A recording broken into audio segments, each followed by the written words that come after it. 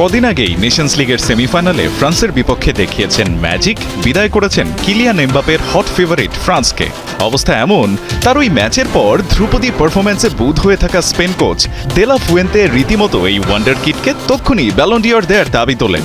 বয়স মাত্র 17, তবে মাঠে লামিন ইয়ামাল যা করেন তা দেখে অনেকেই তার মাঝে খুঁজে পান ফুটবল জাদুকর লিওনেল মেসির ছায়া। তবে এখানেই আপত্তি মাস্টার মাইন্ড পেপ গার্দিওয়ালার।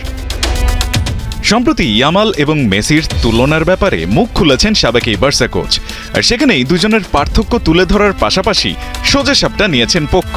ইয়ামালের ফুটবল বোঝার বিষয়টাকে বিস্ময়কর দাবি করে পেপ বলেন, মাঠে ইয়ামালের সিদ্ধান্ত নেওয়ার ক্ষমতা ও পরিপক্কতা প্রশংসনীয়। সাধারণত এরকম খেলার বোধ 23, 24 বা 25 বছর বয়সে গড়ে ওঠে। অনেক প্রতিভাবান খেলোয়াড় মনে করে প্রতি মুহূর্তেই কিছু অসাধারণ করে দেখাতে হবে, কিন্তু সবসময় এমনটা প্রয়োজন হয় না। অনেক সময় শুধু একটি সহজ পাস, একটু ধৈর্য, এরপর আবার পাস, তারপর সঠিক মুভ করলেই খেলা জেতা যায়। এমন অসাধারণ ফুটবল মস্তিষ্কের ফুটবলারকে পেয়ে বার্সেলোনা যে ভাগ্যবান সে কথাও মনে করিয়ে দিতে ভোলেননি স্প্যানিশ এই কোচ। তবে তারপরেই